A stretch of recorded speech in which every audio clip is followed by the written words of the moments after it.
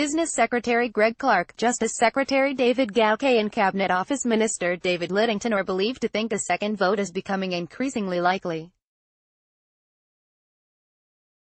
It comes ahead of a planned crunch parliamentary vote on Mrs May's Brexit deal tomorrow. However, senior government figures are said to be calling for the vote to be delayed, fearing a seismic defeat.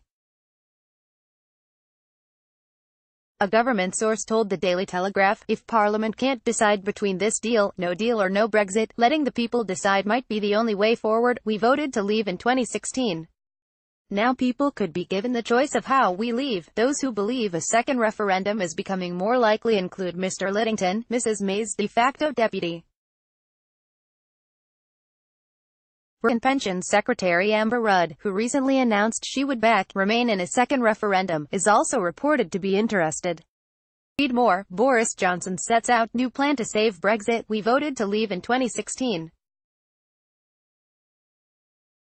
Now people could be given the choice of how we leave. Image, Getty. People's vote. Campaigners demand a second referendum. Image, Getty. The Telegraph's source suggested Remain would not be an option in any second referendum, arguing this would be a disaster for the Conservative Party.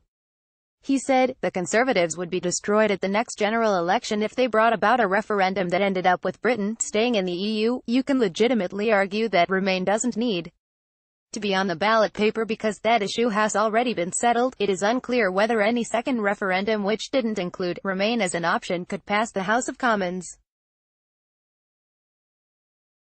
Hard Brexit supporters march through London at a rally advertised by UKIP. Image, Getty. Meanwhile, around 100 MPs are prepared to support a parliamentary motion, tabled by free-minded Tories Sarah Wollaston and Heidi Allen, backing a second referendum if Mrs May's deal is rejected. Defence Minister Tobias Ellwood has also indicated he could support a second referendum if the current deal is turned down. Should this happen, he said, the 2016 Leave vote may no longer represent a reflection of current intent. Under the EU exit deal negotiated by Mrs May, the UK will automatically drop into a customs union with the EU if a new trading relationship can't be agreed in the Brexit transition period, currently set at 21 months. Read more. Brexit ultimatum. Time runs out for May's rivals warn cancel vote. Former Deputy Prime Minister Michael Heseltine campaigns for a second referendum. Image, Getty. The mechanism would mean the UK would struggle to sign comprehensive trade deals with other countries and still having to obey a significant proportion of EU legislation, whilst having a greatly reduced say over its content.